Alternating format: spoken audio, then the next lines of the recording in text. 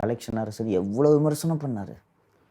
இந்த 2 transport officers லஞ்சம் வாங்கி 35 லட்சம் 40 லட்சம் வாங்கிட்டு மாட்டினாங்களே, அவர்கள் இன்று வரை பணி இடைநீக்கம் செய்யப்படவில்லை தெரியுமா? இது எப்படி மாதிரி புரிஞ்சுக்குவீங்க? ஒரு கவர்மெண்ட் சொல்லிட்டு ரூ. 100 லஞ்சம் வாங்கினா விஏஓ பிடிச்சி ரிமாண்ட் பண்ணுறாங்கல்ல. 200 சாதி சான்றிதழ் வழங்க லஞ்சம் வாங்கிய விஏஓவை ரசாயனம் தடவிய ரூபாய் தாள்களை பிடித்து லஞ்ச ஒழிப்புத்துறையினர் சுற்றி வளைத்து கைது செய்து 15 நாள் புழலுக்கு அனுப்பிச்சிடர், இந்த சிறைக்கு அனுப்பிச்சிடர்னு செய்தி வருது இல்லை. 40 லட்சத்தை வசூல் பண்ணிட்டு deputy transport commissioner joint transport commissioner இன்னும் சர்வீஸில் இருக்காங்கன்னா what is the administration Mathesh? இது அப்போ நேர்மையாக பணியாற்றவனுக்கு என்ன மரியாதை மாதேஷ்? ஒரு கவர்மெண்ட் ஆஃபீஸில் உட்காந்து எல்லாரும் வந்து எனக்கு மாமூல் கொடுங்கட்டு. இன்னொன்று அந்த உமா சக்தின்ட்டு இன்னொரு கோயம்புத்தூரில் ஒருத்தவங்க பிடிப்பட்டாங்கன்னா அவங்ககிட்ட பிடிப்பட்ட கவரில் எந்தெந்த ஆர்டிஓ ஆஃபீஸ்லேருந்து மாமூல் வந்துச்சு உள்ள சீட்டு இருக்குங்க.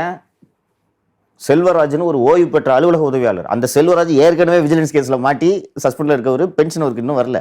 அந்த செல்வராஜ்ன்ற ஓயை தான் ஒவ்வொரு ஆர்டிஓ ஆஃபீஸாக போய் கலெக்ஷன் பண்ணி இந்த கோவையில் இருக்கிற இந்த ஜாயின்ட் டிரான்ஸ்போர்ட் கமிஷன்ட்ட கொண்டு வந்து கொடுக்குற அந்த சீட்டுலாம் மாட்டியிருக்குங்க.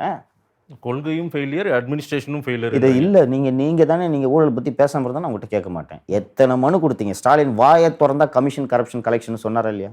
இதை எப்படி மாதேஷ் புரிஞ்சுக்கிறது? நான் வந்து ஆதாரங்களோடு இருக்கக்கூடிய குற்றச்சாட்டு தான் பேசுகிறேன். இன்றைக்கி பொதுவெளியில் ஜி ஸ்கொயரே உங்களோட தானே பல தகவல், நான் அதுக்குள்ளே போக விரும்பலை. நான் இந்த டிரான்ஸ்போர்ட் விஷயத்தை மட்டும் பேசுகிறேன். 35 லட்சத்தோட நடராஜன் மாட்டினோடனே கண்ணப்பனுக்கு இலகாக மாற்றினீங்க. ஒரு 28-30 லட்சத்தோட உமாசக்தி மாட்டோன்னே ஏன் சிவசங்கர் மாட்டல? இதெல்லாம் 15 நாளுக்குள்ளே நடக்கிறது. ஏன் சிவசங்கர் மாட்டல? உங்களை அசம்பிளியில் பொய் சொல்ல வச்ச ஆணையரை ஏன் மாட்டல? உங்களுக்கு புரியுதா? இதையெல்லாம் நான் வருத்தத்தோடு பதிவு செய்கிறேன்.